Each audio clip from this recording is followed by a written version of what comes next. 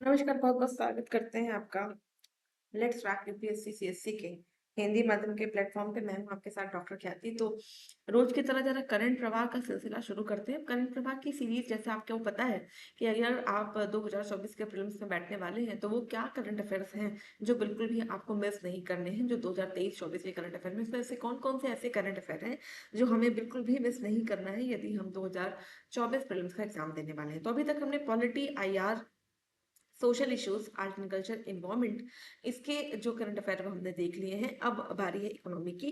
वैसे तो आज की जो क्लास है वो बहुत शॉर्ट होने वाली है, क्योंकि जो कुछ मुद्दे हैं वही इसमें मैंने कवर किए हैं। आने वाला जैसे मेरे ख्याल से कल का जो आपका क्लास होगा वो थोड़ा लार्जर होगा, क्योंकि यहाँ पे हम बजट से जो जो जुड़े हुए मुद्दे हैं उसको कवर करेंगे।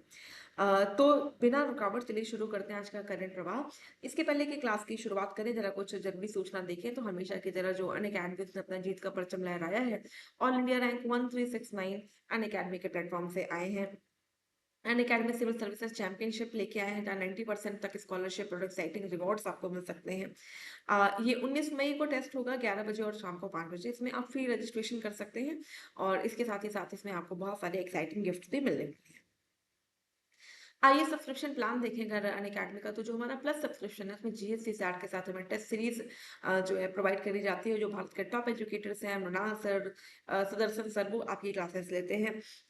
अगर आप और अधिक जानकारी चाहें तो आप दिए गए नंबर पर संपर्क कर सकते हैं। इसके साथ देखें आरंभ बैच जो आईएएस 2025 के लिए है। इस बैच की शुरुआत हो रही है 18 मई 2024 से। यदि इस बैच में आप हमसे जुड़ना चाहते हैं तो आप यूज करिएगा कोड के लाइव 31।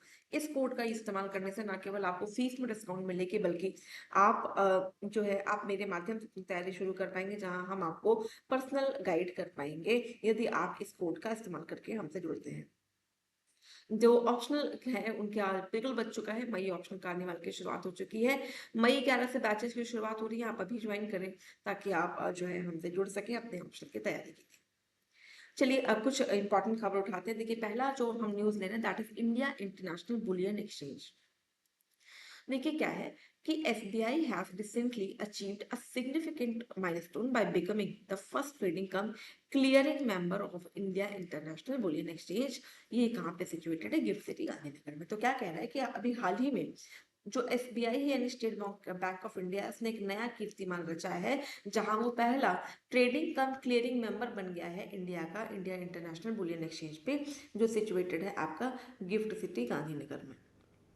अगर हम बात करें कि इंडिया इंटरनेशनल बुलियन एक्सचेंज, इसकी खास खास बातें क्या है, तो अगर हम देखें तो सबसे पहले बात करते हैं इसकी लोकेशन की। तो ये सिचुएटेड आपका गिफ्ट सिटी यानी Gujarat international financial tech city Gandhinagar Gujarat में। गिफ्ट सिटी क्या है? एक प्रोमिनेंट फाइनेंशियल टेक्नोलॉजी हब है भारत का। ये बनाया ही किस लिए गया है? ताकि ये ग्लोबल फाइनेंशियल सर्विसेज और जो टेक कंपनीज हैं उनको अट्रैक्ट कर सके भारत में। ठीक है, तो जितने भी ग्लोबल फाइनेंशियल सर्विसेज हैं उन कंपनियों को भारत में अट्रैक्ट करने के लिए ही गिफ्ट सिटी यानी Gujarat international financial tech city का निर्माण किया गया है। क्या पर्पस था, क्यों बनाया गया था? तो ये भारत का पहला इंटरनेशनल बुलियन एक्सचेंज है, और ये IIBX is establish to facilitate the import. Basically इसको इंपोर्ट को बढ़ावा देने के लिए इसको बनाया गया था। और जो ट्रेडिंग है, बुलियन की ट्रेडिंग है, बुलियंस की ट्रेडिंग के लिए इसको बनाया गया था। और इसके अलावा ये एक स्ट्रक्चर्ड ट्रांसपेरेंट मार्केट प्लेस है इन एक्टिविटीज़ के लिए। इसका उद्देश्य है कि वो बुलियन मार्केट को इन्हेंस करे। बाकी कैसे इन्हेंस करेगा? ताकि वो एक अच्छा इकोसिस्टम प्रोवाइड करे इन्वेस्टमेंट को लेकर के, जिससे कि जो हमारा इम्पोर्ट है वो बढ़ावा उसको फैसिलिटेट किया जा सके।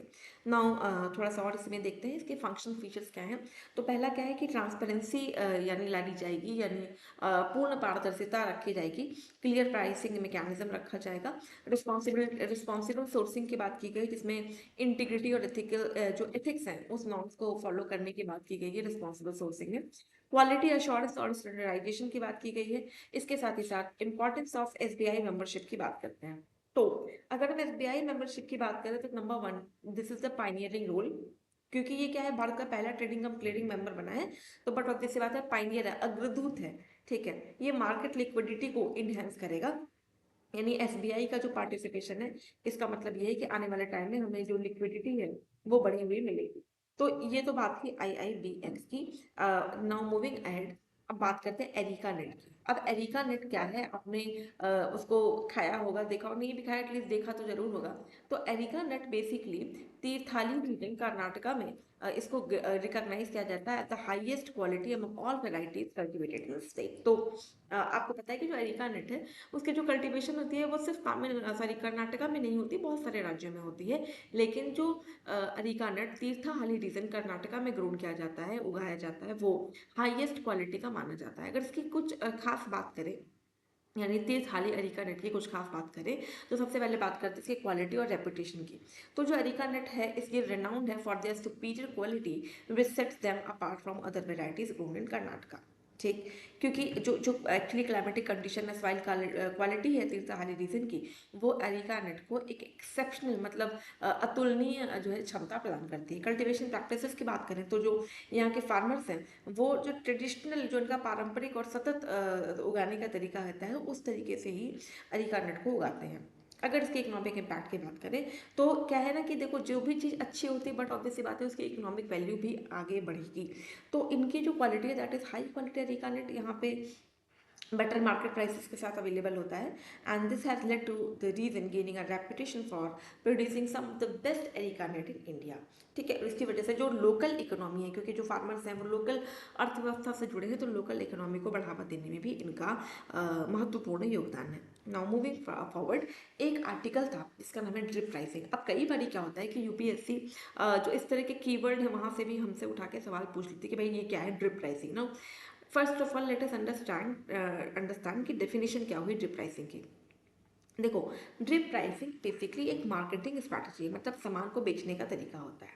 जहाँ पे होता क्या है कि जो मान लो कोई प्रोडक्ट बेचना है तो उसका एक only portion of product service total cost is shown. मतलब सपोज करो कि कोई हमें लेट सपोज शूज़ बेचना है, ठीक है। अब इस शूज़ की जो प्राइस है लेट से कि वो 200 रुपीज़ है, ठीक है। 200 रुपये इस जूते के कॉस्ट है। तो इसमें होगा क्या कि इस जूते की जो प्राइस दिखाई जाएगी ना वो बहुत, उसका एक सिग्निफिकेंट पोर्शन है दिखाया जाएगा। सपोर्ट हमें दिखाया जाएगा 120, यानी इसमें जो टैक्स वगैरह है वो हमने हटा के दिखा दिया, तब हमें इस तरीके से दिखाया गया कि जूता 120 का है। तो जो फुल प्राइस है वो डिस्क्लोज नहीं करते। फुल प्राइस को डिस्क्लोज तब करते हैं जब आप कस्टमर उस प्रोडक्ट पे आ गया है, वो बिल्कुल अब धीरे धीरे करके एक एक विंडो शिफ्ट हो रहा है और आपके खरीदने वाले विंडो पे जा रहा है। जैसे आप देखते होंगे मिंत्रा है, अमेजॉन है, वहाँ से अगर एग्जाम्पल लेके आप समझे तो आप समझ पाएंगे कि आप पहले क्या देखते, फोटो देखते कि फला चीज़ है ये इतने की, सपोज कोई शूज़ है वो इतने का है। तो एक बार आप उसको क्लिक करते हैं, धीरे धीरे आप डिलीवरी अपना सिलेक्ट करते हैं, उसके बाद आप प्राइसिंग मोड पे जाते हैं कि हम कितने में मतलब कैसे हम प्राइस देंगे, यूपीआई देंगे। तो जब हम फाइनल स्टेज पे पहुंचते हैं तब हमें पता चले कि फुल प्राइस इस चीज़ की कितनी है। तो समथिंग लाइक दैट, ठीक है।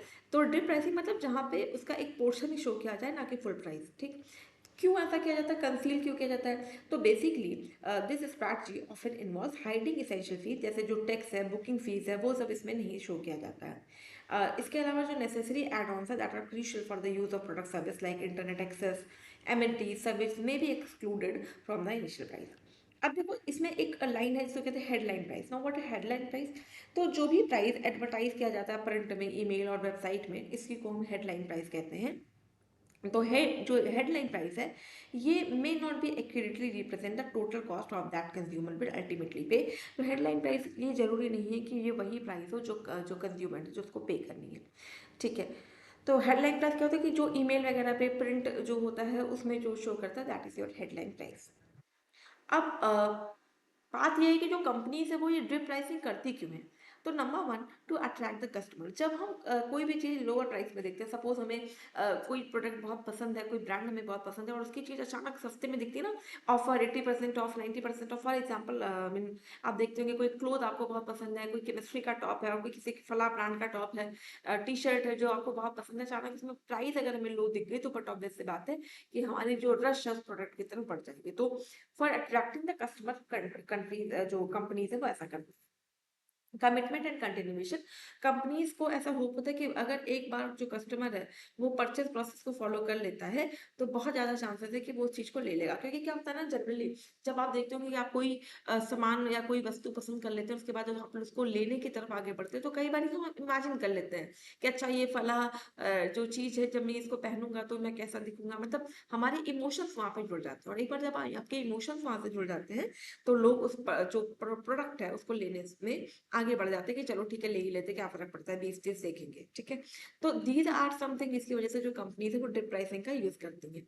अब जैसे कुछ एग्जांपल देख लीजिए, airlines, N airline might advertise लो फेयर, है ना।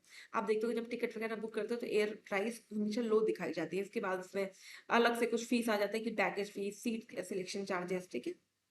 होटल बुकिंग्स की बात करें तो जो hotel might promote a room seeming low, जैसे आप कभी ऑनलाइन होटल वगैरह बुक करते होंगे, एमएमटी, मतलब बहुत सारी साइट्स है, I am not taking the name, मतलब for example only I am saying कि अगर आपको कोई होटल वगैरह बुक करना हो तो जनरली आप देखते हैं कि इसकी जो प्राइस है ना वो बहुत कम दिखती है, and once you are on that page धीरे धीरे करके वो प्राइस ज्यादा दिखने लगती है, ठीक है। तो these are something, these are some example. तो जरूरी क्या है कि कंज्यूमर इसके बारे में अवेयर हो, कंज्यूमर्स में जागरूकता लाई जाए, ट्रांसपेरेंसी बढ़ाई जाए, ताकि जो ड्रिप प्राइसिंग है वो लोग उसको समझ सके, इस तरह के जो ट्रैप है। बट ऑब्वियस सी बात है कि कंज्यूमर अवेयरनेस यानी उपभोक्ता जागरूकता की ओर जरूर से जरूर हमें प्रयास करना चाहिए। तो ड्रिप प्राइसिंग क्या है, इसको लेके यूपीएससी प्रीलिम्स में क्वेश्चंस पूछे जा सकते हैं, so be very very ready for that. अब जरा देखते हैं, एक न्यूज आई थी जिसका नाम है स्विंग ट्रेडिंग। अब ये स्विंग ट्रेडिंग क्या होती है? स्विंग ट्रेडिंग का मतलब होता है कि देखिए, swing trading involves holding stocks for more than a day, typically for several days और weeks. This trading style is widely used in the Indian stock market. मतलब स्विंग ट्रेडिंग, स्विंग मतलब होता है झूला, ठीक है। तो झूला कभी आगे कभी पीछे जाता है, तो इसमें क्या है कि आप किसी स्टॉक को ले लीजिए और उसको अपने पास होल्ड करके रख लो, ठीक है। मतलब या तो कुछ हफ्तों तक, कुछ दिनों तक। तो इस स्टाइल को बेसिकली स्विंग स्टाइल कहा जाता है। तो इसका मेन ऑब्जेक्टिव क्या है, क्यों की जाती है स्विंग ट्रेडिंग? तो इसका प्राइमरी गोल क्या होता है? The primary goal of stock trading is to profit from short term to medium term fluctuation in stock prices। मतलब जब आपने होल्ड कर लिया तो जो प्राइस राइज है वो होगी, प्राइस घटेगा, इसमें फ्लक्चुएशंस होंगी, ये इसका प्राइमरी गोल है, ठीक है। और इसके साथ अगर हम बात करें कैपिटलाइजिंग ऑन मार्केट मूवमेंट, तो swing traders capitalise on both upward and downward movements in the market. अगर इसकी कुछ कैरेक्टरिस्टिक्स की बात करें तो holding period, unlike day trading where positions are closed with a single day trading. Swing trading में क्या होता है कि वो सेवरल डेज और वीक्स तक आप उसके जो weeks to capture price swing, ठीक है। Risk management, market trends, flexibility होती है। जब आप स्विंग ट्रेडिंग की बात करते हैं तो फ्लेक्सिबिलिटी है, ऑल्दो मेंस में यहाँ से क्वेश्चन है कि जो संभावना है वो थोड़ी कम है, लेकिन हाँ प्रीलिम्स में स्विंग ट्रेडिंग जैसे जो जो जो कीवर्ड है ना, यहाँ से हमसे सवाल पूछे जा सकते हैं। So be very ready for these kind of news.